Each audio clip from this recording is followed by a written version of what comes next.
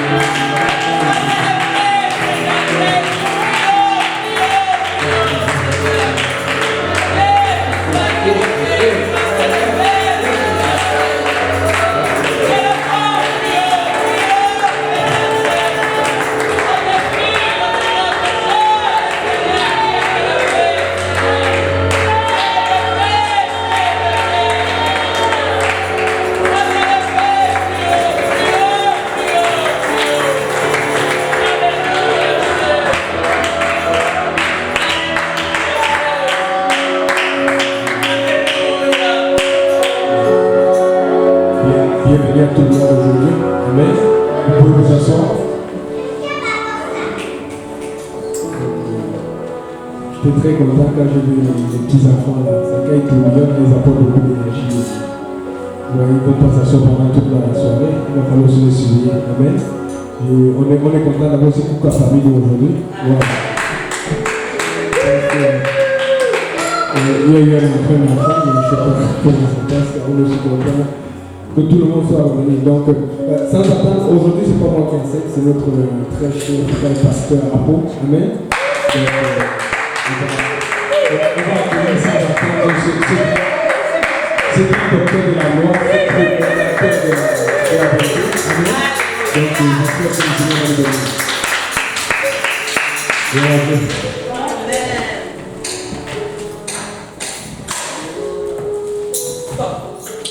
Pour moi, c'est toujours un privilège.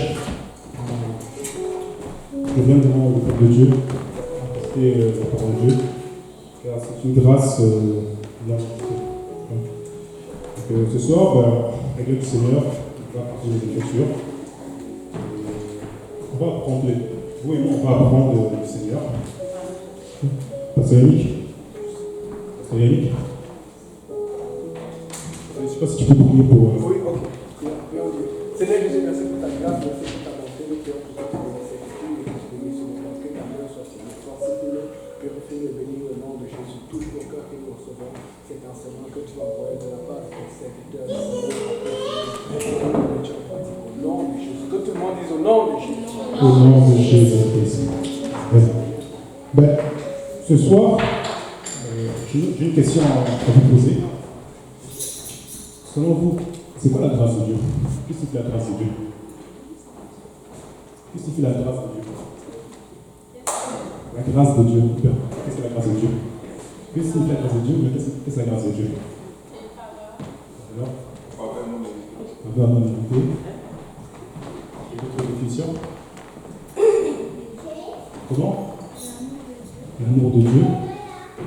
Quelqu'un veut essayer? Faveur non méritée, faveur pour l'amour, c'est la même chose.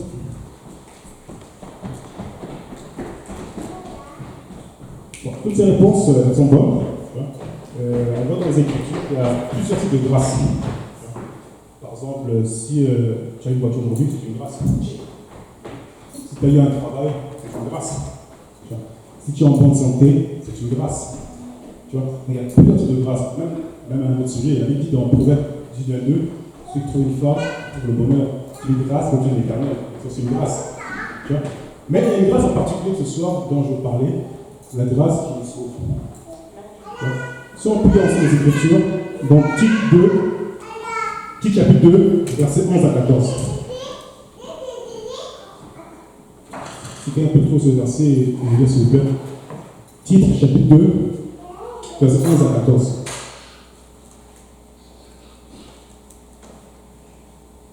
Car la grâce de Dieu, source de salut pour tous les hommes, a été manifestée. Elle nous enseigne à renoncer à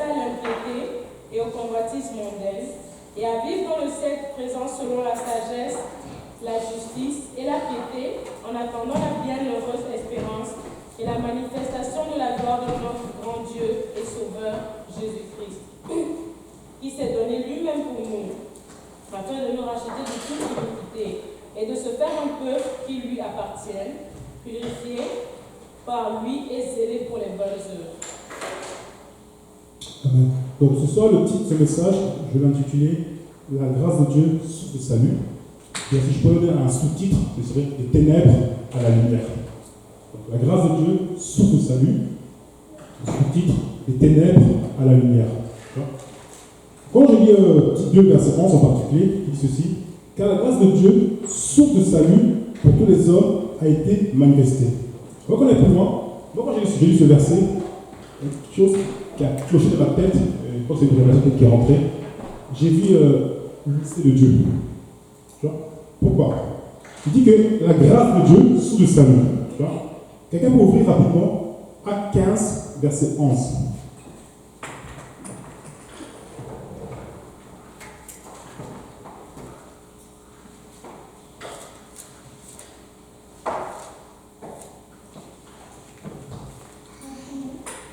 Acte 15, verset 11.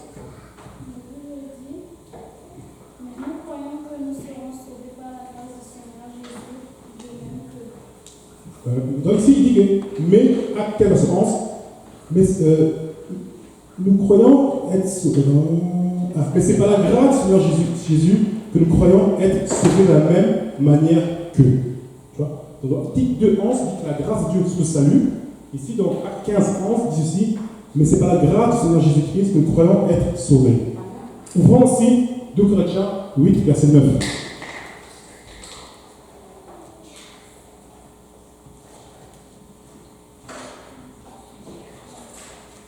Corinthiens, chapitre 8, verset 9.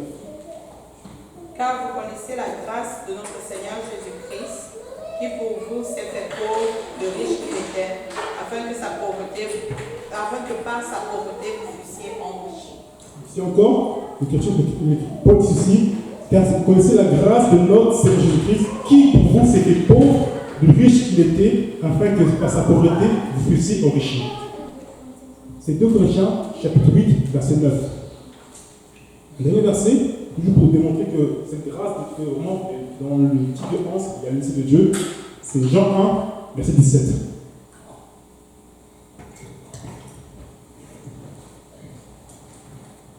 Car la loi a été donnée par Moïse, la grâce et la vérité sont venues par Jésus-Christ. Donc ici, tu vois, Jean dit que la loi a été donnée par Moïse, la grâce et la vérité sont venues par Jésus-Christ. Donc tous ces versets montrent bien que, encore une fois, Jésus-Christ, c'est le Dieu tout-puissant.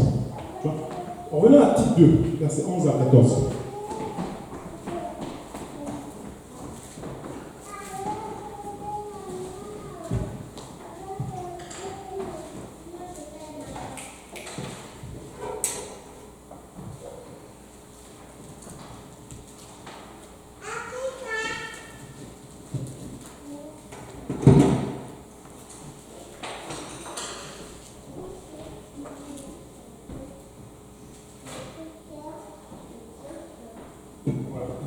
Donc, dans Tite 2, 11 à 14, Paul nous dit que la grâce de Dieu, c'est un enseignant.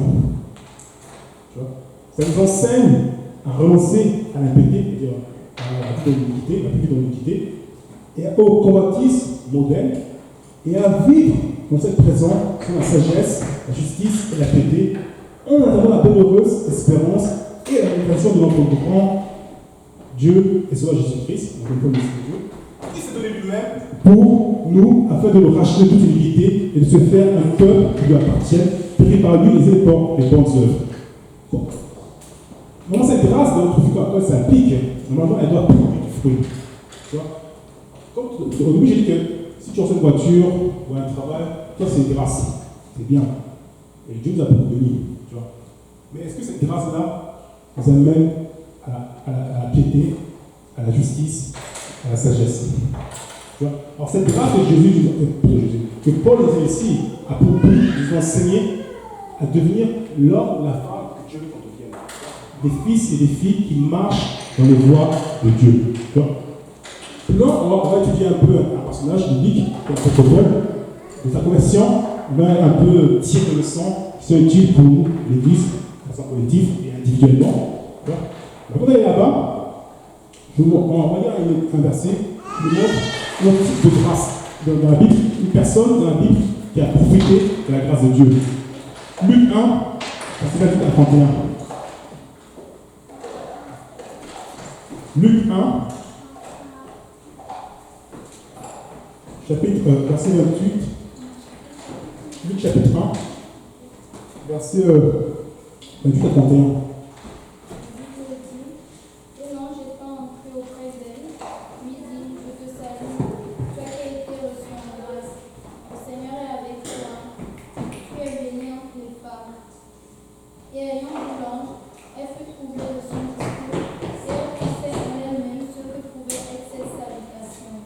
Alors l'ange lui dit, Marie, ne crains point, car tu as trouvé grâce devant Dieu. Et tu concevras, et tu enfanteras un fils, et tu appelleras son nom Jésus. Donc ici, on voit que Marie a reçu une grâce.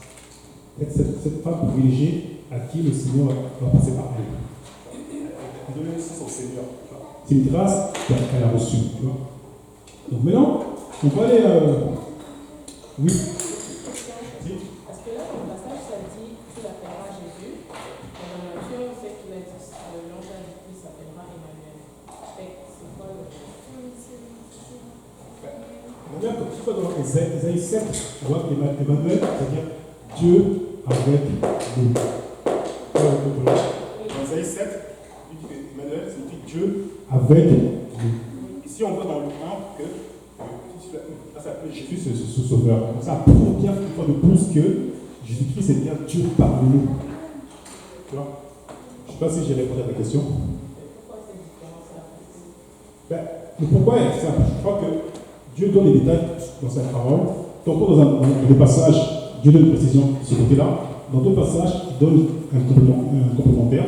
Tu vois? Quand tu colles tous ces morceaux ensemble, tu arrives à une seule vérité. Il y a un seul qui s'appelle Jésus.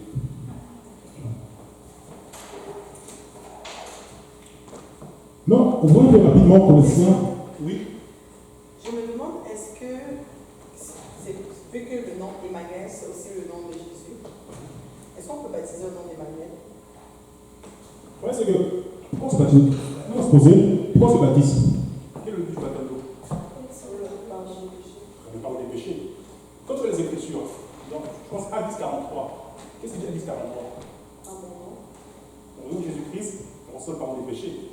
Mais il est à mon nom, comment c'est ça? Il précise bien, on va lire le verset ensemble.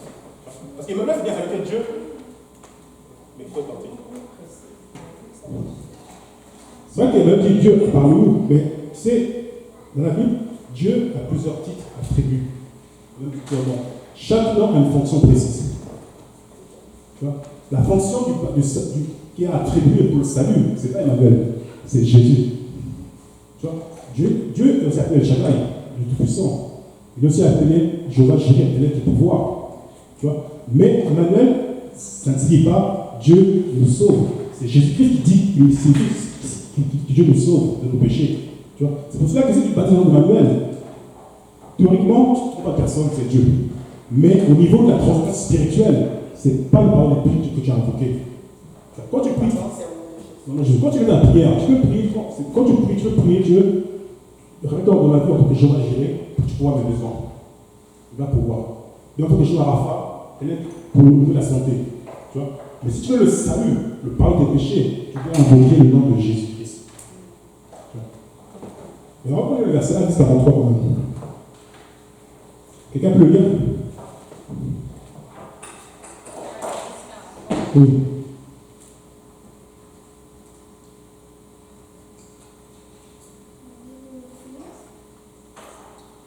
Tous les prophètes rendent de lui ce témoignage que quiconque croit en lui reçoit la rémission des péchés par son nom. Mais il dit bien, tous les prophètes rendent de lui le témoignage que quiconque croit en lui reçoit par son nom le pardon des péchés. Donc le nom de Jésus est indispensable pour le pardon des péchés. C'est vrai que si on rentre dans le débat, oui, s'appelle Emmanuel. Pourquoi on professeur Emmanuel?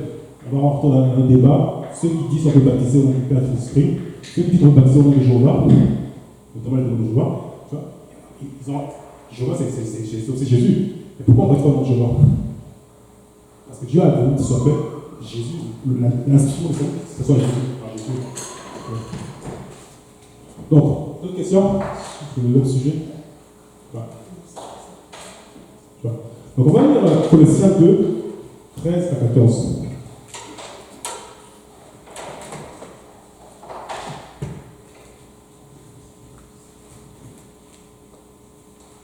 Vous, qui étiez morts par vos offenses et par l'incirconcision de votre chair, vous a rendu à la vie avec lui, en nous faisant grâce pour toutes nos offenses.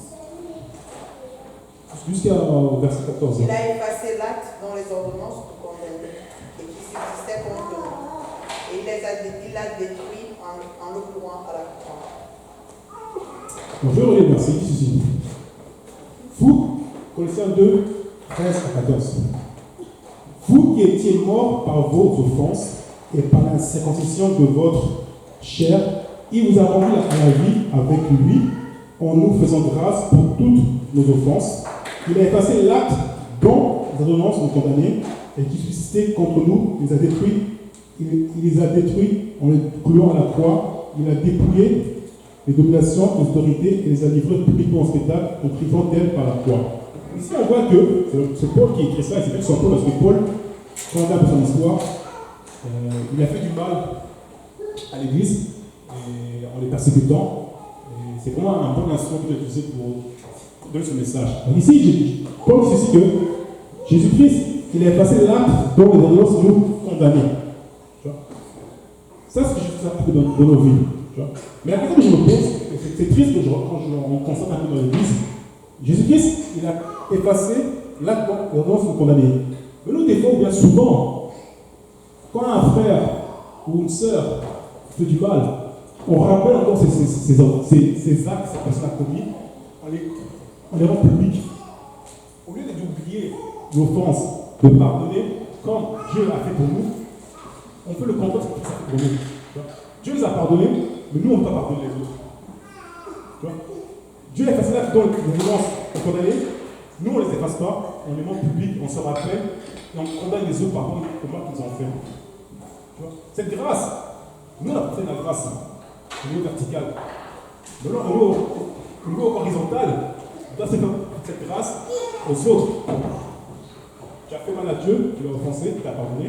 Maintenant, ton frère ou ta sœur vient la prochaine te rencontre au travail, tu t'as offensé, il faut aussi la grâce pour pardonner. Tu vois? Donc c'est ça. Donc maintenant, on va étudier un peu la connaissance de l'apôtre Paul et on va faire des leçons. Je suis un peu, par curiosité, pratiquement un peu plus une fille Saul. Avant, c'est comme ça qu'il s'appelait Saul. Qu'est-ce que c'est une fille Saul? J'ai vu dans le dictionnaire, et aussi dans le dictionnaire biblique, là, l'histoire, tout ça. Saul signifie désiré. Désiré. Signifie désiré. Donc Saul, c'est le nom juif de l'apôtre Paul. Et Paul, c'est son nom au début de son nom. Désiré. Saul signifie désiré. Quand j'ai vu ça, moi ça m'a vraiment touché parce que Saul et l'apôtre Paul, il a persécuté l'Église. Il a fait du mal à l'Église. Mais Dieu, moi je pense que ce n'est pas un hasard qu'il s'appelle Saul, parce que Dieu, malgré le mal qu'a fait l'Église, Dieu le désirait. Dieu le désirait. Il a besoin de Paul, il le désirait. Tu vois? Donc, des fois, tu peux penser que quelqu'un que tu vas passer dans la rue, lui il fait le mal, il ne s'est jamais sauvé. Fais attention, tu ne sais pas. Peut-être Dieu, c'est lui qui peut utiliser. Tu vois? Je refais une lecture. Je refais la lecture au fur et à mesure, on va lire, on va s'arrêter, on va commenter. Quelqu'un peut lire Actes chapitre 9, à partir du verset 1. On va lire un peu tout le chapitre, de 1 à 29, au fur et à mesure, on va s'arrêter. Cependant, Saul, respirant encore la menace et le meurtre contre les disciples du Seigneur, s'adressa au souverain sacrificateur et lui demanda de l'aide pour les synagogues de Damas, afin qu'il trouvait quelques personnes de cette doctrine, hommes ou femmes, qui les amenât liés à Jérusalem.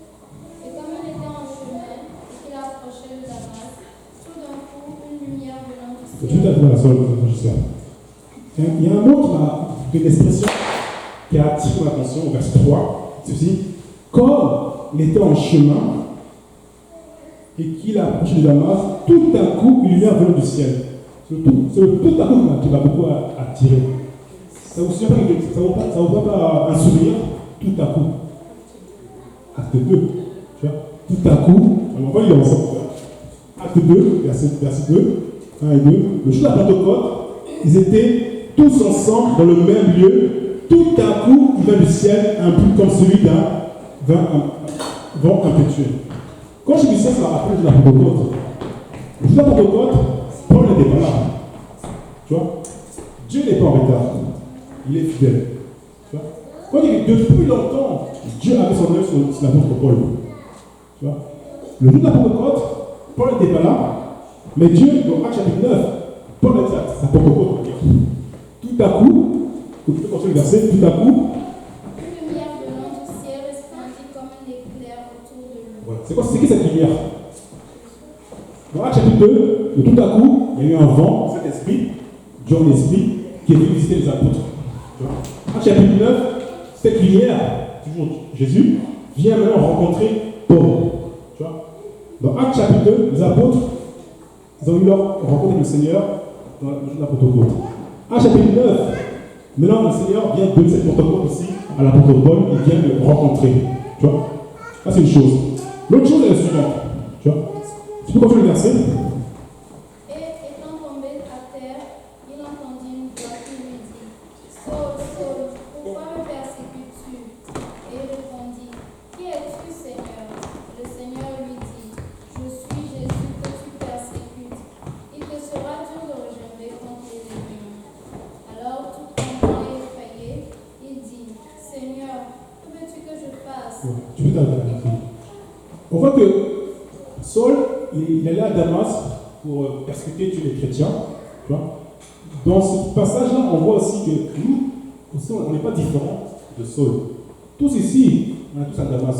On est tous à un chemin de Damas. C'est-à-dire quoi? Saul était convaincu qu'il était dans le droit chemin, qu'il était dans la vérité. Qu'est-ce qu'il faisait là? Tuer les chrétiens, c'était la volonté de Dieu. Tu vois. Chacun de nous aussi, on a eu ce sentiment de croire que ce qu'on faisait était dans la volonté de Dieu, jusqu'à ce que Dieu se révèle nous-mêmes, nous ouvre les yeux, nous montre notre horreur. On a tous une chose de Damas, Jésus vient nous rencontrer et nous a révélé la vérité. Bien sûr, chacun le choix maintenant. Quand Dieu te révèle la vérité maintenant, qu'est-ce que tu fais? Est-ce que tu continues ton chemin ou tu fais demi-tour? Quand je dis que Saul, c'est une désiré, Dieu vraiment le désirait parce que regarde la réaction de Saul. Saul était convaincu d'être dans la vérité. Il était sincère, mais sincèrement dans l'horreur. Mais regarde sa réaction face à la vérité quand Jésus-Christ nous révèle la vraie vérité. Il dit au verset 6, il dit, Seigneur, que veux-tu que je fasse? Il a pas pour lui, il dit que, qui es-tu, Seigneur? Tu vois, je suis Jésus, tu persécutes. Et Paul a répondu, Seigneur, qu'est-ce que tu veux que je fasse? Dieu cherche ce genre de personnes. Lorsqu'il leur donne la vérité, il embrasse la vérité, il ne négocie pas, il n'argumente pas. Paul n'a pas cherché à démontrer, Seigneur, voici tout ça. Il a tout de suite, c'est tout soumis. Il a dit, Seigneur, étude mon cœur. Je parle pas un peu, j'étais dans l'horreur, pardon, étude-moi maintenant. Qu'est-ce que je fasse? Tu vois?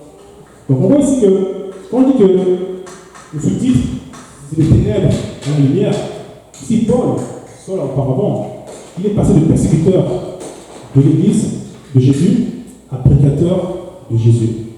Tu vois? Une petite parenthèse.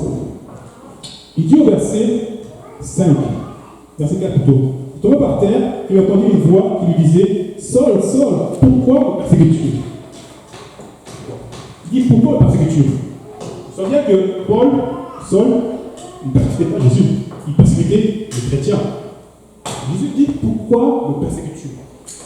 Parce que pour Jésus c'est clair. Le corps de Christ et la tête de Christ, c'est un. Si tu persécutes l'Église, tu persécutes la tête de l'Église qui est Christ. Tu vois? Je vais encore répéter. Quand tu persécutes l'Église, tu es en train de persécuter Jésus. Tu vois?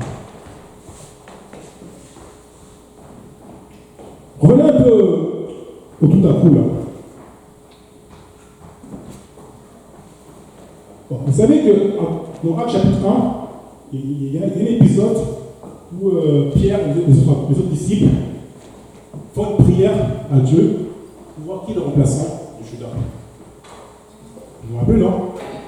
On peut ouvrir le passage, Actes chapitre 1, du verset 20 à 26. On peut lire ça.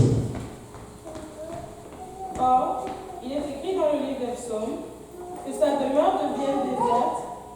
Oui, continue ça. Et que personne ne l'habite, et qu'un autre prenne sa charge.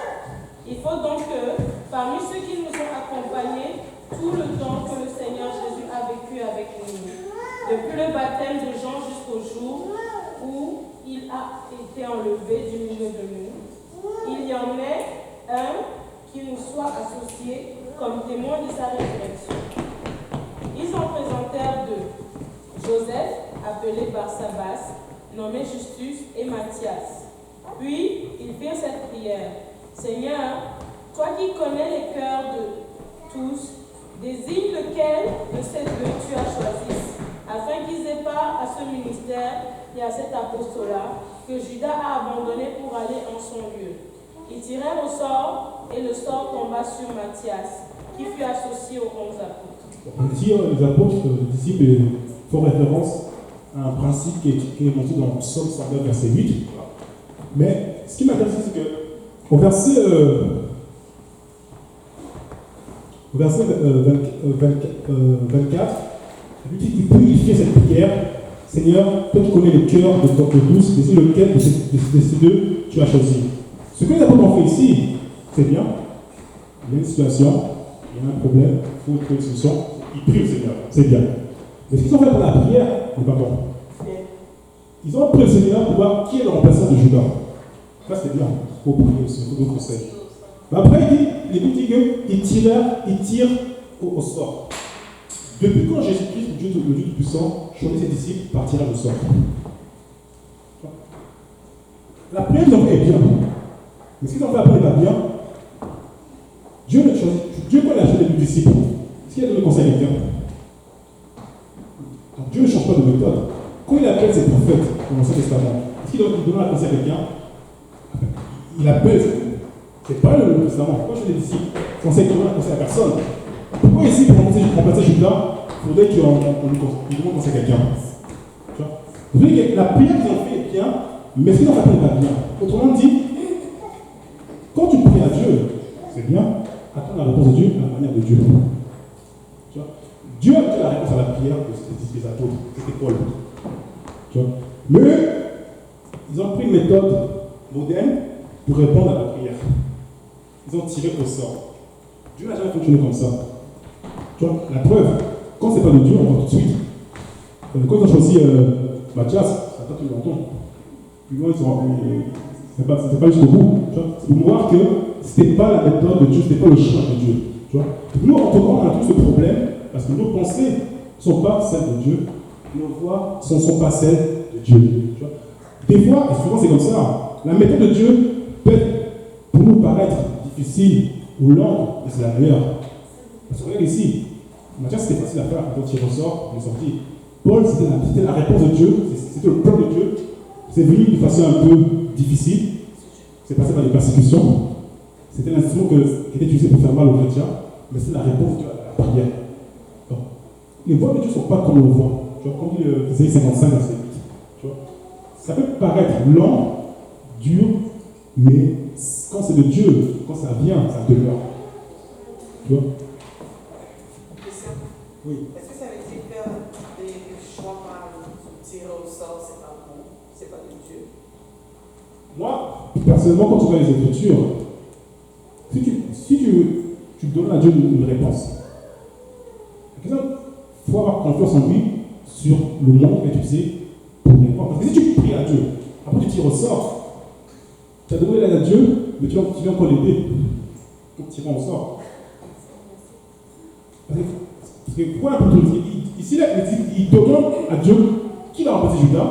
Après eux, ils tirent au sort. Où Dieu a intervenu. Des votes, par exemple, c'est comme une tir au sort. Oui. Ouais, quand tu dis les votes, tu dis votons dans le cadre spirituel. Il n'est pas vraiment spirituel. Tu vois, quand tu prends le cas spirituel, on vote pour qui sera, par exemple, le pasteur d'une église. Tu vois, si c'est la méthode, moi personnellement, quand je vois les Écritures, on prie d'abord à Dieu, tu vois, et Dieu va inspirer comment dire, une direction. Tu vois, Dieu va mettre, par exemple, un exemple simple. Le cas de l'église pour que tu sais, tu vois, quand on doit élire un bishop, le surintendant, ce sont des hommes qui élisent, tu vois, mais ces hommes-là, ils cherchent la face de Dieu. Et après, ils votent. Oui, mais ils votent selon ce que Dieu les a révélé. Donc Dieu n'a pas révélé la même chose à lui. Non, Dieu va souvent inspirer, parce qu'il ne vote pas par la chair, parce que quand il vote, c'est inspirant à Dieu, Seigneur, quel est le choix à faire ici? Tu vois, quel est le choix à faire ici? Ah ouais. Allô? C'est bloqué.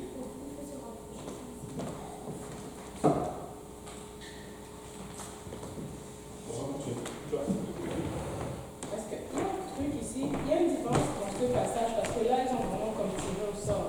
Mais il y a un autre passage, par exemple, quand ils doivent choisir ceux qui allaient servir au table, là, ça a été une autre méthode.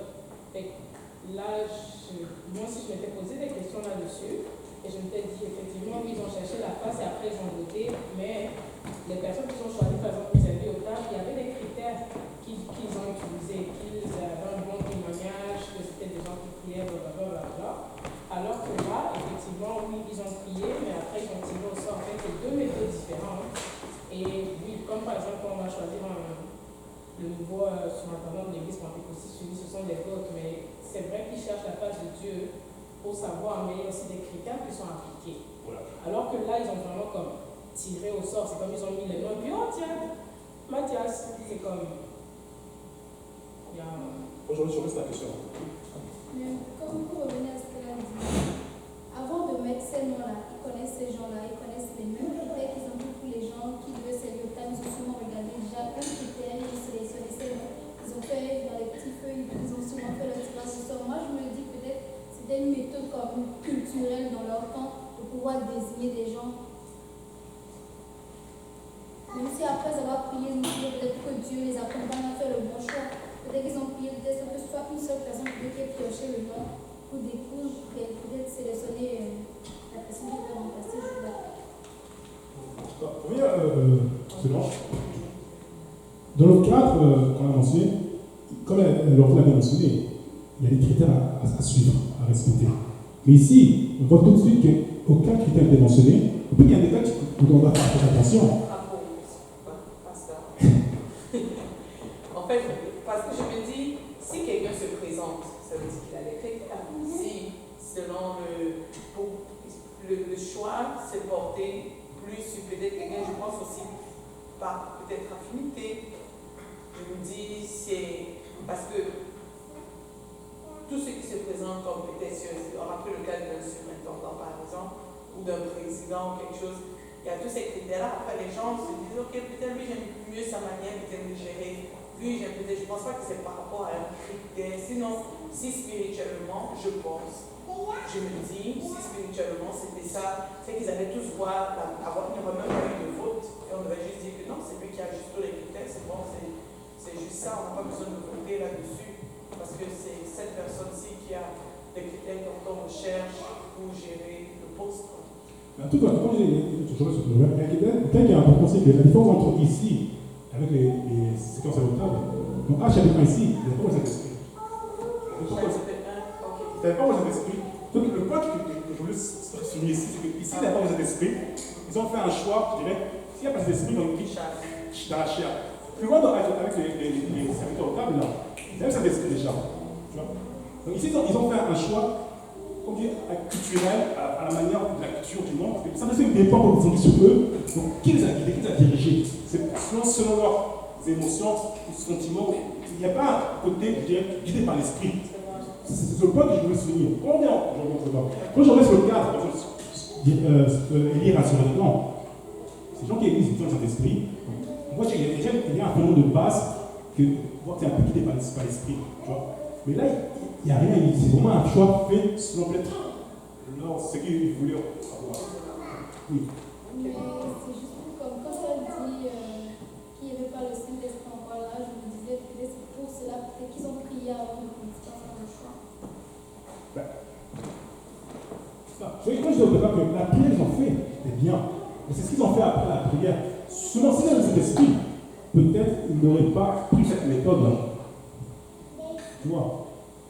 Oui, Le truc, c'est que, anyway, on est des hommes qui risquent d'erreur, qu'ils aient prié et puis après ils ont tiré au sort que je trouve que quand même c'est une méthode assez correcte. Je trouve que c'était pas correct de le faire là.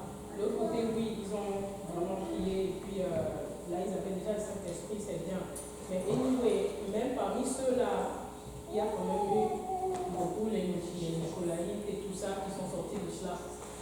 Mais c'était quand même un choix qui a été fait sous la direction de l'Esprit. Même Jésus, quand il a choisi ses disciples, il y avait Judas dedans. Après, on peut délire, mais c'est le choix de chacun de décider de suivre ou pas. Et nous aussi, le point là, en ce moment, c'est de savoir s'ils ont eu tort. Je ne sais pas trop. Où est-ce qu'on s'en va avec ça? C'est comme. Après, chacun a son choix. On peut délire sous la direction de Dieu, même dit que non, c'est lui, mais après, toi-même, tu décides que regarde, je vais faire autre chose. Le choix qu'ils ont fait en public, comme l'autre, c'est comme Paul aussi, ça. Oui, j'allais dire aussi, peut-être que s'ils avaient voté, ça aurait été différent. Ils ont juste tiré au sort, ça veut dire que c'est même pas l'unanimité. Parce que quand on vote, comme tu dis à l'église, on prie, puis après, c'est comme. Il y a certains critères qui ont été respectés, puis c'est l'unanimité qui décide qui va être voté. Alors que dans la situation, dans la 1, ils ont juste laissé le hasard décider. C'est peut-être pour ça que c'est comme le hasard qui a décidé de la personne qui allait. En fait, c'est le point que je voulais aborder dans ce que le fait que c'était vraiment le hasard, sans guidé par le hasard. On sait que Dieu, il n'y a pas d'hasard. C'est la méthode qu'ils ont appliquée là qui n'était pas bonne. Le vote n'est pas mauvais parce qu'on s'en sert aussi aujourd'hui, tu vois. C'est seulement la méthode qui a été faite là. En plus, c'est pas un hasard parce que dès qu'ils ont fait la prière, il n'y avait pas eu deux phrases après. La phrase qui suit après, ils prièrent, ils tirèrent au sort. Il n'y avait pas eu un temps de réflexion. Oui, c'est pour voir un peu comment des fois le monde se comporte.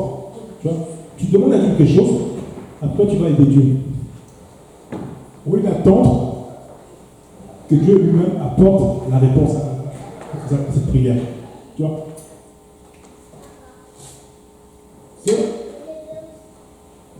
Quand tu vois un peu la façon que Paul est arrivé pour remplacer Judas, c'est un peu le même esprit que les Juifs qui avaient refusé Jésus comme le Messie. Parce que pour eux, ce n'était pas possible que Jésus soit le Messie. Parce que pour eux, ça veut que Jésus-Christ soit quelqu'un d'une haute classe. Pour eux, ce n'était pas possible qu'il y ait de cette façon-là. C'est pareil ici. Puis là, on va voir, quand Dieu va appeler Paul à être le deuxième apôtre, même il est étonné. Comment Dieu peut prendre quelqu'un qui fait du mal comme ça? Tu vois? C'est le même esprit. C'est l'esprit que nous, on pense les choses de notre façon. On pense que les choses vont arriver de cette façon, or Dieu pense d'une autre façon. Tu vois? La façon que les Juifs pensaient que le Messie, ils pensaient que le Messie peut être Jésus, parce que pour eux, ils avaient des critères que non, le Messie ne peut pas être un charpentier. C'est deux fils de quelqu'un de très grand. Le Messie ne peut pas être aux enfants perdus du monde. Tu vois? Or, Dieu a une façon d'agir. Ici, pareil, ici.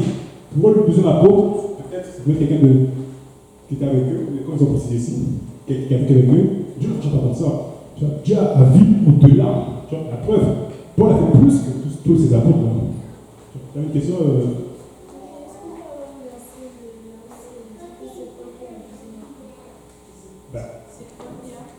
c'est vite, toi. Tu vois, donc, tout à l'heure, on a lu Acte chapitre 2 là. Lu le verset 26. Acte chapitre 1, verset 26.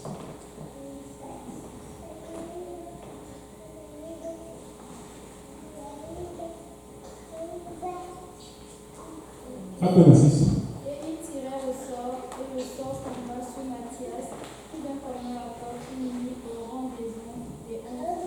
Ici, ils disent qu'ils tirèrent au sort, et le sort tombait sur Matthias, qui fut associé aux 11 apôtres.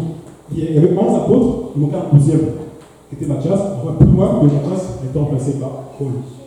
Bien sûr, tu ne vois pas un verset littéraire pour te dire Paul est le deuxième apôtre. Mais tu as un plus de fois. Tu mets les choses ensemble.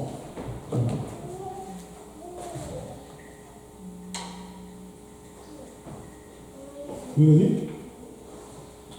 En fait, c'était tout à l'heure que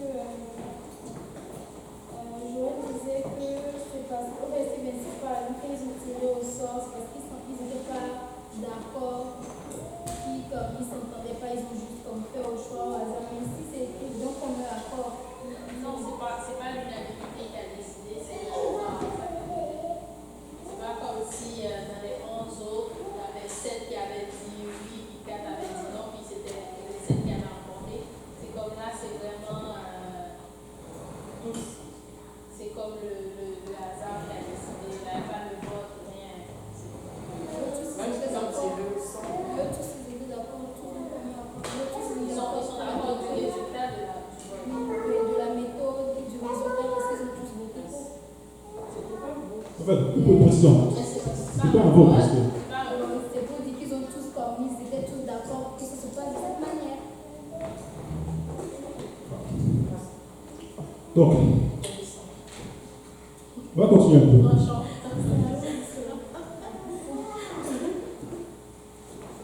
On est un peu dans Actes chapitre 9, au verset 4. Tu vois. Le dit ceci, il tomba par terre, il entendit une voix qui lui disait Saul, Saul, pourquoi me persécutes-tu? Ici, il y a une expression qu'on doit parler sur ça. Il dit il tomba par terre. Tu vois. Des fois, souvent, il faut que Dieu nous fasse tomber par terre pour nous parler. Tu vois. Quand, regarde un peu le truc. Jésus n'a pas parlé à Paul, à Saul, lorsqu'il était encore debout sur son cheval en route de Damas. C'est lorsqu'il était à terre qu'il a commencé à lui parler. Tu vois. Donc, qu'est-ce qu'on tire de ça? C'est que souvent, des fois, quand on est debout, Dieu n'a pas nous parle parce qu'on est trop orgueilleux. Tu vois, on est debout sur notre cheval, on pense que c'est par notre force, tout ça. Dieu nous parle, on n'arrive pas à entendre. Il faut que Dieu nous mette à terre, nous rend aveugles, qu'on commence à bien comprendre. C'est quand Paul est à terre, qu'il a comme ça, il a bien écouté le Seigneur, il a fait Dieu entendu de lui, tu vois. C'est triste, des fois c'est comme ça. Il faut que Dieu nous mette à terre pour nous parler. C'est quand on est debout, on est têtu à entendre. Et quand, ce qu'il faut, c'est que, ce que j'aime, c'est qu'il y a une conversation ici qui est très intéressante. Saul, il entendit une voix qui lui disait Saul, Saul, pourquoi me persécutes? Il répondit qui es-tu, Seigneur? Le Seigneur dit suis Jésus que tu me persécutes. Ce sera dur de me jamais contre les lions. Moi, ce qui m'a fait rire ici, c'est que vous savez un peu, bien sûr, un peu les actualités. Hein. Vous avez vu que les États-Unis ont tué le chef des islamiques. Moi, regarde, imagine la scène.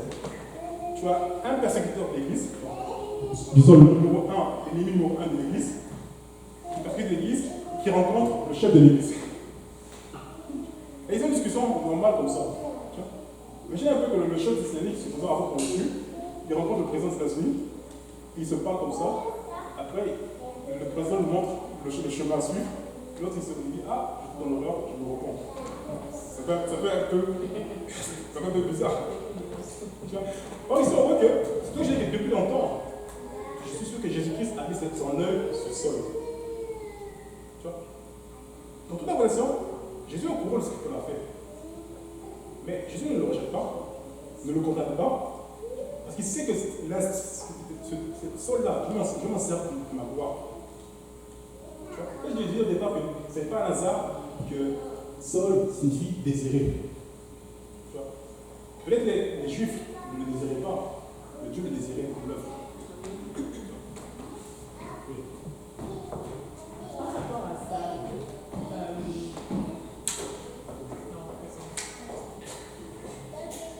Bon, il continue. Il dit au verset. Tu peux continuer, c'est quand même verset 6. Alors, Ouais, c'est parti verset 6, acte 9. alors tout tremblant et effrayé, il dit Seigneur, que veux-tu que je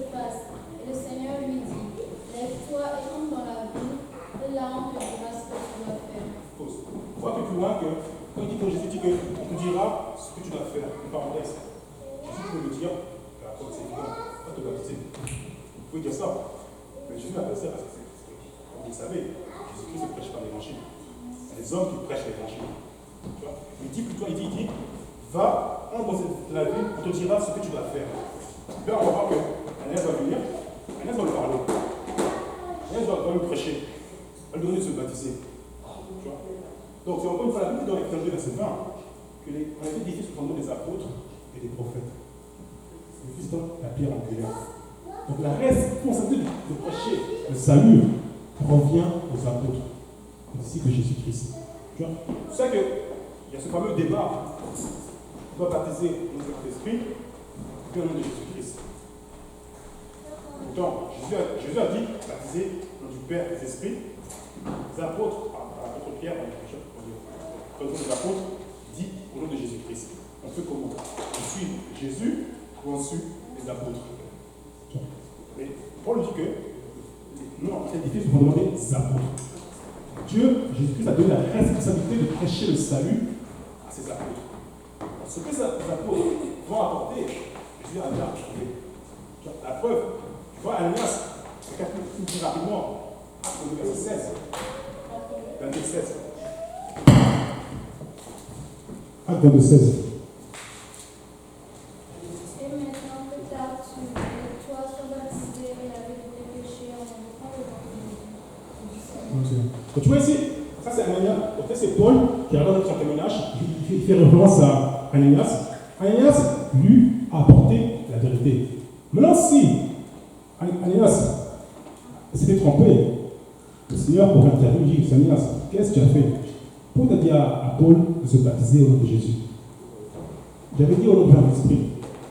Tu vois, par exemple, Pierre, le genre de côte, il a dit au baptiser au nom de Jésus-Christ. Si tu es dans l'horreur, Jésus leur dit, Pierre, toi tu es bon, tu es nul. Je t'ai dit, j'ai dit baptiser au nom de l'Esprit, toi tu dis baptiser au nom de Jésus-Christ. Dieu n'a rien dit parce que c'était la vérité. Tu vois, parce que Dieu a remis les clés du royaume à ses apôtres. Ces apôtres qui prêchent les clés du royaume pour le royaume de Dieu. Prêcher la repentance, prêcher le baptême de Jésus-Christ et prêcher son esprit. Tu vois, donc, c'est que disent les apôtres, c'est ce que Dieu veut t'en entendre. Tu vois. Tu peux continuer, je sais, verset 7. Or, les hommes qui faisaient le voyage avec lui s'arrêtèrent tout interdits, entendant bien la voix, mais ne voyant personne. Et Saul se leva de terre et ayant ouvert les yeux, il ne voyait personne, de sorte qu'ils le conduisirent par la main et le menèrent à Damas. Et il fut 3 jours sans voir et sans manger ni boire. Or, il y avait à Damas un disciple nommé Ananias. Le Seigneur lui dit dans une vision, Ananias, et il répondit, me voici, Seigneur. Tout à fait un peu là. Alors ici, on voit que pendant 3 jours, l'apôtre Paul ne voyait pas. Tu vois, avant Damas, Paul voyait physiquement, mais il ne voyait pas spirituellement. Après Damas, il ne voyait plus physiquement. Pendant 3 jours, physiquement, il ne voyait plus, mais spirituellement, il voyait. C'est pas aujourd'hui. Il y en a plein dehors qui voient physiquement et qui sont aveugles spirituellement. Tu vois, tu peux continuer.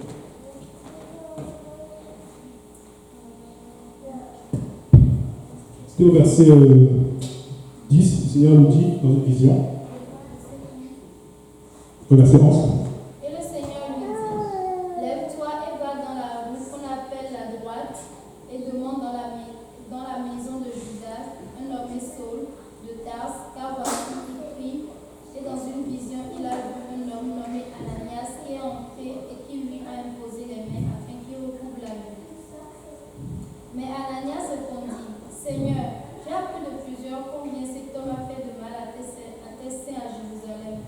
Et il a ici le pouvoir de la part des principaux sacrificateurs de lier tous ceux qui invoquent ton nom.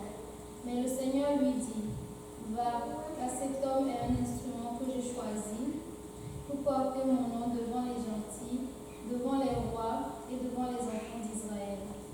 Et je lui montrerai combien il doit souffrir pour mon nom. Ananias sortit donc, et étant entré dans la maison, il imposa les mains à Saul et lui dit, Saul, mon frère, le Seigneur Jésus, qui t'est apparu dans le chemin par où tu venais, m'a envoyé pour que tu recouvres la vue et que tu sois rempli du Saint-Esprit. tomba de ses yeux comme des écailles, et à l'instant il recouvra la vue. Puis il se leva et fut baptisé. Et ayant mangé, il reprit ses forces. Et il fut quelques jours avec les disciples à Damas. Et il prêcha aussi dans les synagogues que Jésus était le Fils de Dieu. Et tous ceux qui l'entendaient étaient hors d'eux-mêmes et disaient: n'est-ce pas celui qui persécutait à Jérusalem ceux qui invoquent ce nom et qui était... Tout à fait. Ici, on voit, j'en peux relire le verset 21, verset 20 à 21. Et aussitôt, il prêcha dans les synagogues que Jésus est le Fils de Dieu. Tous ceux qui l'entendaient étaient dans l'étonnement et disaient: n'est-ce pas celui qui persécutait à Jérusalem ceux qui invoquent ce nom? Tu vois, ici, on se retrouve un peu dans ce passage. Tu vois, avant qu'on ait l'ignorance, on vit dans le monde, on fait des choses qui plaisent au monde, les gens nous acclament tout ça. Tu vois. Mais dès qu'on passe des ténèbres à la lumière, on a eu la révélation de qui est Jésus-Christ, la révélation du plan de salut, quand on a prêché ce plan de salut. Ces gens à qui nous acclamaient, c'est eux-mêmes qui nous persécutent. Tu vois, quand il dit par exemple, tous ceux qui étaient dans l'étonnement, ils disaient: n'est-ce pas celui qui persécutait à Jérusalem? Autrement dit, n'est-ce pas celui qui était en porte avec nous autres? N'est-ce pas celui qui buvait l'alcool avec nous autres? N'est-ce pas celui qui fumait avec nous autres? Tu vois, quand les gens voient qu'on passe, on est passé des ténèbres à la lumière, en fait, ils sont un peu, ça leur dérange aussi. Parce que ça travaille leur conscience qu'ils sont dans le mauvais, ils sont dans le mal, dans le péché. Tu vois? Je peux continuer sur jusqu'à. C'était au verset 21 et 22. Et tous ceux qui l'entendaient, et Saul se fortifiait de plus en plus, et il confondait les Juifs qui habitaient à Damas, démontrant que Jésus était le Christ. Voilà, merci. Donc il faut ici, les gens qui étaient avec lui, quand il persécutait les chrétiens, maintenant Paul a eu la révélation de qui est Jésus, maintenant il ne persécute plus les chrétiens, il commence à prêcher le message du salut. Ces gens commencent à le persécuter, tu vois. Et Paul, ce qu'il dit, c'est que Paul ne se plaint pas, n'est pas battu, il dit qu'il se fortifie de plus en plus. Tu vois. C'est pareil dans Josée 1, verset 9. Vous voyez, fortifie-toi, on va lire le verset. Josée 1, verset 9.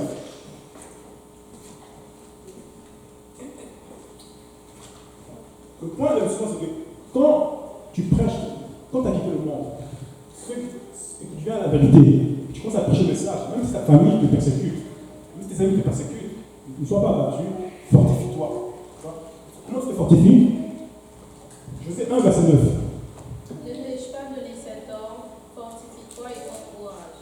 Ne t'effraie point et ne t'épouvante point, car l'Éternel, ton Dieu, est avec toi de tout ce que tu entreprendras. Paul ici il a entrepris de prêcher la vérité, il a entrepris de prêcher que Jésus est le Christ. Et Dieu, donc ce que Dieu dit dans Josée 1, 9, ça s'applique ici, aujourd'hui aussi. Quand on te persécute parce que tu as choisi de suivre Jésus-Christ, fortifie-toi, Dieu est avec toi. Continue cette entreprise de prêcher l'évangile. Parce que prêcher l'évangile, c'est une entreprise. Tu entreprends quelque chose pour servir les âmes. Tu peux continuer, jusqu'à tu peux continuer. Quelque temps après, les Juifs délibérèrent de faire mourir Saul. Mais ils furent avertis de leur complot. Or, ils gardaient les portes nuit et jour pour le tuer. Mais les disciples, prenant de nuit, le descendirent par la muraille au corbeil. Merci, tout à l'heure. Tu as dit, le verset 4 dit ceci: on garda les portes jour et nuit afin de lui ôter la vie. Tu vois, au début, Saul était un instrument du diable pour faire mal aux chrétiens. Donc, il marchait dans les voies des ténèbres. Tu vois, donc, pour aller tuer les chrétiens. Quand il a choisi de quitter le camp des ténèbres pour le camp de la lumière, maintenant le diable le tue. C'est pareil. Quand on marche dans les voies à Dieu pour faire du mal aux autres, tu vois, Dieu est d'accord. Mais dès qu'on se repent, on veut vivre la vérité, on veut vivre la sanctification. Ceux qui travaillent avec nous, ceux qui nous complices, maintenant ils veulent nous tuer physiquement, spirituellement. Tu vois? Tu peux continuer l'ambulance à arrêter. Et quand Saul fut arrivé à Jérusalem, verset 6, il tâchait de se rejoindre aux disciples, mais tous le craignaient, ne croyant pas qu'il fût un disciple. Alors Barnabas le prit et le mena aux apôtres, et leur raconta comment le Seigneur lui était apparu sur le chemin et lui avait parlé, et comment il avait parlé ouvertement c'est bon. Ici, il y a un point important. On a fait un travail d'équipe. C'est, pour que ça soit sauvé, on a besoin d'Ananias. C'est quoi l'ordre d'Ananias? C'est de prêcher l'évangile. Ananias n'a pas eu peur d'aller voir celui qui passe qu'il est chrétien pour lui apporter la vérité. Des fois, on est comme ça. On dit non, lui, on ne peut pas lui prêcher l'évangile parce qu'il est trop mauvais.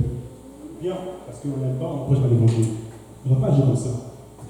Qu'il soit mauvais ou pas mauvais, on doit lui prêcher l'évangile. Donc il faut Ananias. Ça, c'est pour la première chose. Oui. Et par rapport à ça, c'est d'abord Ananias lui-même au départ, il était comme non. Et c'est pas que Dieu lui avait révélé que non, Paul, je vais l'utiliser, lui l'a bloqué. Oui, moi, c'est que vous parlez ici, là. Et lui, Ananias avait une relation avec le Seigneur. Je pense du principe que tu as une relation, Dieu te parle, peut-être que je peux y aller. C'est clair que pour lui, c'était évident. Comment il veut être sûr que c'est pas la vérité. Je pense du principe que Dieu m'a parlé, dit, mon fils, va prêcher à personne. Seigneur, je ne veux pas. Un peu comme avec Jonas. Dieu dit à Nénive, Seigneur, moi je ne veux pas là-bas. C'est dans ce sens que je veux dire que si Dieu t'a parlé, va prêcher, va prêcher. Donc il faut Ananias. Mais ce n'est pas fini. Ananias a apporté l'évangile à Paul. Mais ce n'est pas fini. Il faut aussi un Barnabas. Et même quand Paul a cru l'évangile, il a obéi, ce n'était pas suffisant. Il fallait quelqu'un pour l'amener vers les apôtres. Quand quelqu'un a obéi l'évangile, c'est reprendre ses péchés, c'est baptisé, ça ne s'arrête pas là. Ça commence, ça ne s'arrête pas là, il faut faire le suivi. Barnabas a fait le suivi. Il a fait le suivi de Paul. Si Paul est quelque chose qui est arrivé au stade aujourd'hui, ce n'est pas juste par Paul. Tout le monde a travaillé dans ce projet-là. Ananias a eu sa part. Barnabas a eu sa part, il a fait le suivi. Bien sûr, la Bible dit que, quand il rapporte 1 Corinthiens 3, verset 6, il y a un principe qui est évident et utile pour l'évangélisation. J'ai planté, Apollos a arrosé, mais Dieu a fait croître. Donc, un a planté, Ananias a planté l'évangile en Paul. Barnabas a arrosé et Dieu a fait croître. Tu vois? Donc c'est un travail d'équipe. Il faut quelqu'un, il faut un Ananias pour aller prêcher l'évangile, même à ceux qu'on dit qu'on peut le sauver. Il faut un Barnabas pour faire le suivi. Et le même de suivi, c'est l'étude biblique. Toi, on doit enseigner l'étude biblique. C'est le même ensemble de suivi. Tu as une intervention? J'arrive pas à me sortir de la tête quand même que c'est aussi parce que Paul a eu la révélation. Et avant que Barnabas ne commence à faire son suivi, on dit qu'il se fortifiait de plus en plus parce que lui-même il a eu la révélation et il a commencé à en parler. Donc il y a la responsabilité aussi de la personne de vraiment comme. J'allais là-bas, tu vois. Parce qu'il y a un principe dans tout notre grand culte. On dit que repentez-vous, chose à la personne de Jésus-Christ, vous êtes esprit. Ici, il y a trois parties. Il y a la repentance, qui se repent? La personne, c'est la part de l'homme. C'est la part de Paul, c'est repenti. La personne de Jésus-Christ, c'est la part de qui? L'Église. Comme les disciples ici. En soi, c'est la part de qui? Dieu. Donc il y a un travail d'équipe. Il y a Dieu qui travaille dans le projet. Il y a l'Église qui travaille dans le projet. Et la personne qui a la qui travaille dans le projet. S'il n'y a pas les trois ensemble, il ne peut pas avoir le salut. Dieu peut agir, mais si la personne ne se repent pas, ça ne sert à rien. Si Dieu peut agir, la personne se repent. Mais si la personne ne peut pas, c'est comment? Ça, c'est un travail. Il faut quelqu'un pour prêcher, il faut quelqu'un pour faire le suivi. La personne doit se repentir. Il y a Dieu aussi qui fait le plus dur, mettre la conviction et faire croître cette parole qui était selon lui. Enfin, cette personne-là.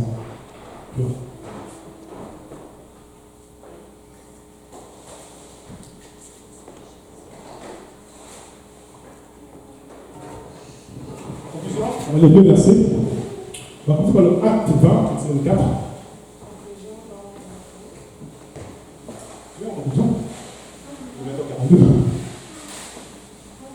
Acte 20, verset 24.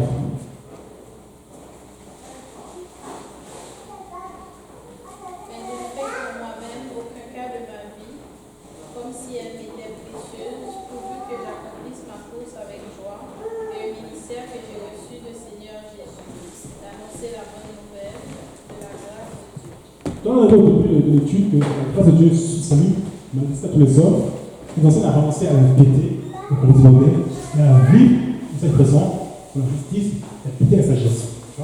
Ici, on voit que cette grâce, la vie de Paul, elle agit d'une bonne façon, parce qu'on a prophétisé, elle dit aussi au verset 24 de Actes chapitre 20, verset 24, ceci. Et le mystère que j'ai reçu du Seigneur Jésus, annonce la bonne nouvelle de la grâce de Dieu. Donc, cette grâce que Dieu a accordée à Paul, ici à porte du fruit, sinon Paul, il a commencé à annoncer aussi cette grâce aux autres. Tu vois? Ouvrons aussi rapidement Corinthiens 15, verset 10.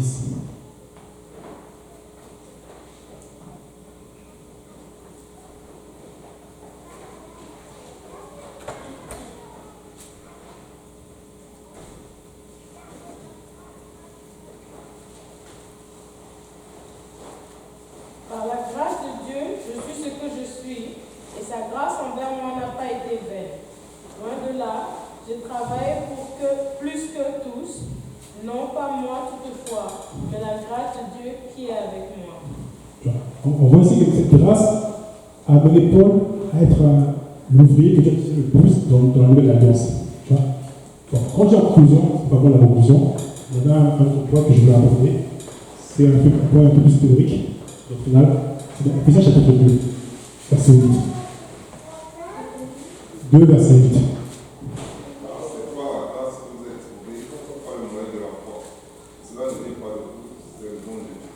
Voilà. Ça, c'est un verset que, tu sais, quand on évangélise, on dit aux gens que pour être sauvé, tu peux être sauvé sans le baptême de Jésus-Christ. Les gens disent non, mais Dieu ne sauve pas la grâce. Donc on n'a plus rien à faire. Tu vois? Ici, Paul dit que c'est par la grâce qu'ils sont sauvés, au moins de la foi. Bon. Ici, c'est quoi la grâce ici? Dans ce verset, chapitre 2, verset 8. Il y a trois termes. Il y a la grâce et la foi. Par la grâce, au moins de la foi. Qu'est-ce que signifie cette grâce ici? Qu'est-ce que c'est la grâce ici? Car c'est par la grâce que vous êtes sauvés. Par le de la foi. Ce n'est pas de vous, c'est le don de Dieu. Ce n'est pas par les œuvres afin que personne se glorifie. Il y a grâce, il y a foi et œuvre. Trois termes que nous confondons. Ici, qu'est-ce que signifie la grâce ici? C'est par la grâce que nous sommes sauvés.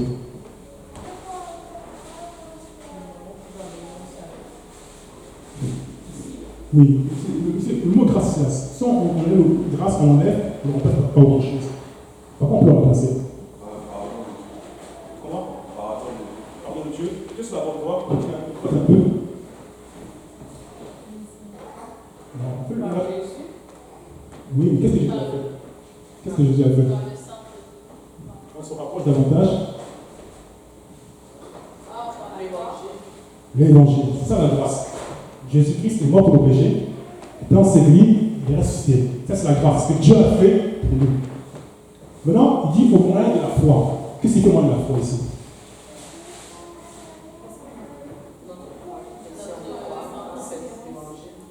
Ouais, mais comment on croit cet évangile? Et comment on obéit? Voilà. Quand il dit par la grâce, c'est ce que Dieu a fait pour nous. Il est mort. Jésus était mort, il était enseveli, il est ressuscité. Au moins de la foi, c'est ce que nous on fait. Ouais, c'est ce que nous on fait pour obéir à ce que Dieu nous faire, la hâte de trembler, la repentance, la tête de Jésus-Christ, le baptême d'esprit. Après, il s'arrête pas là, il dit plus loin, ce n'est pas par les œuvres afin que personne ne se glorifie. Tu vois?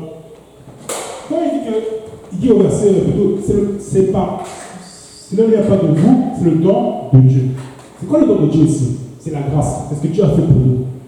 On n'a rien fait pour mériter que Dieu meure, Jésus-Christ meure encore pour nos péchés. C'est ça le don de Dieu. Tu vois?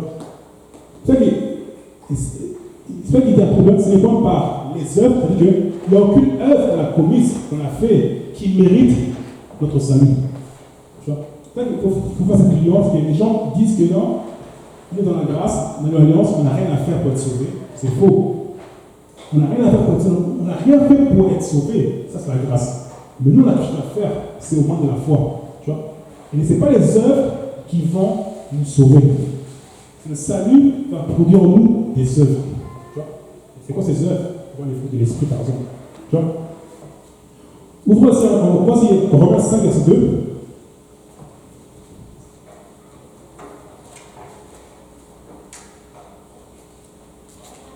À qui nous devons, notre Seigneur Jésus-Christ, à à qui nous devons d'avoir eu par la foi accès à cette grâce dans laquelle nous demeurons fermes et nous nous glorifions dans l'espérance de la gloire de Dieu.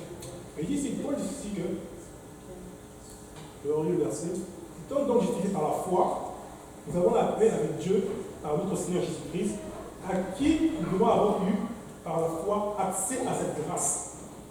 Ici, Paul est encore plus clair, il dit que c'est par la foi qu'on a accès à cette grâce. Romains 5, verset 2. C'est par la foi qu'on a accès à cette grâce. Si tu veux avoir la grâce de Dieu, qu'il est mort pour tes péchés dans ces pays, il faut que tu aies accès par la foi. Tant que tu ne te rends pas tes péchés, tu te baptises par le nom de Jésus-Christ, tu reçois cet esprit, donc tu peux avoir accès à cette grâce. Bien sûr, il y a une autre classique qu'on a toujours. Si quelqu'un paye le fût pour tout le monde, si tu restes un peu à c'est bon, tu vas rien manger. Profite de cette grâce, quand tu te lèves, tu prends le bus, tu fais une voiture, tu vas au restaurant. Tant que tu ne bouges pas, tu ne prends pas l'acte, tu n'as pas accès à cette grâce. Tu vois? Donc, avez-vous des questions ou commentaires?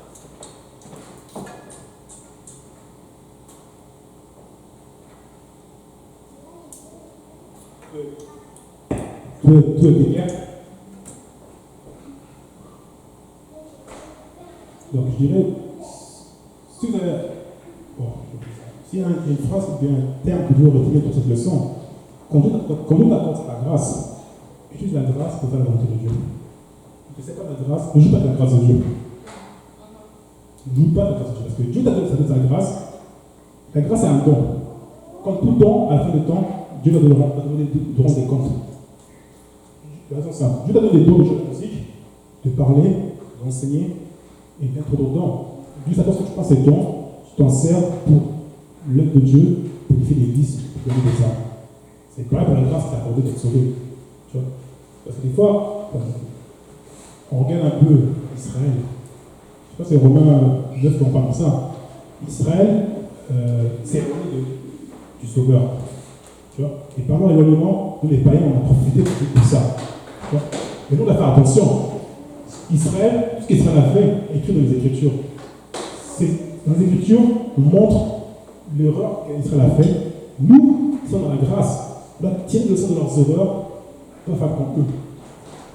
Parce que si on joue pour la grâce de Dieu, on regarde Israël, le premier enfant de Dieu, et la première épouse de Dieu, et on se réjouit de leur désobéissance. Et nous-mêmes, on fait pire. On sera jugé aussi par rapport à ça. Donc, ne jouons pas la grâce de Dieu. Dieu t'accorde la grâce, fais comme Paul.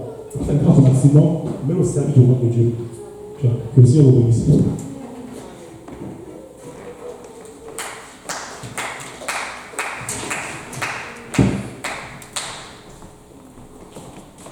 Alléluia. J'aime beaucoup les thèmes de rapport. Ça crée toujours beaucoup de participation. Vous avez remarqué, non? Et ça me donne des idées pour nos rencontres jupéniennes. Je veux retenir ce thème-là. Ce dont on parlait tout à l'heure, avec le tirage au sort. Ça m'a donné beaucoup d'idées. Moi, je voulais parler. Je dis non, c'est un truc qu'on peut aller chercher des versets. Et puis on regarde, est-ce que c'est bien, pourquoi c'est pas bon. Parce que j'ai aussi une autre idée. C'est des fois quand quelqu'un apporte un sujet, c'est que donne des idées. Ça, c'est un bon truc. Peut-être comme un exemple qu'on disait, je parlais ça à Rebecca et à une autre personne la dernière fois. Un jeu qu'on va faire bientôt aux prochaines activités JPN et un truc que le pasteur nous va lancer cette semaine, on aura une activité spéciale. Un exemple, on va dire un chasse 1000. Et la Bible dit 2 chasses 10 000. C'est quoi l'équation? 10 à la puissance de 2. Ou c'est quoi 10 fois combien tout? Il y a des gens qui ont trouvé, des gens qui ont la pétition encore pour le chercher. Ça peut être bon parce que les gens font les mathématiques. Vous aimez faire les statistiques, la comptabilité, on va vous donner des devoirs de comptabilité parce que ça va peut-être stimuler l'intérêt que nous autres avons pour le Seigneur Jésus. Comme les gens disent que cette semaine, on va se faire les mathématiques spirituelles. Amen. On va se lever et puis on va prier. On va venir le repas. Seigneur, merci pour cet enseignement, merci pour ta grâce. Nous prions pour que tu nous bénisses et que tu bénisses ce repas, que tu bénisses ce pain, que tu nous envoies, que ta main soit sur le nom de Jésus. Amen. Amen.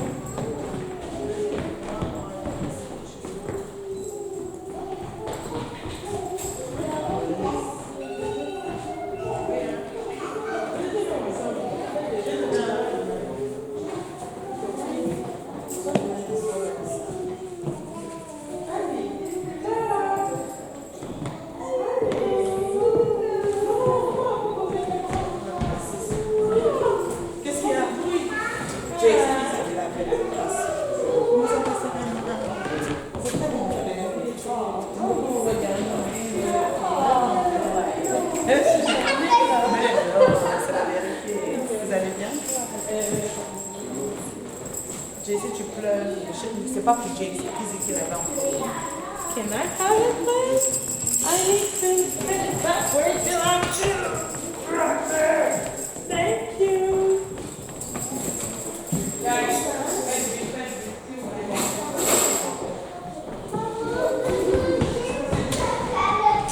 Non, mais c'est quoi qui sait les enfants? Tu dis, c'est quoi qui sait les enfants là? Parce que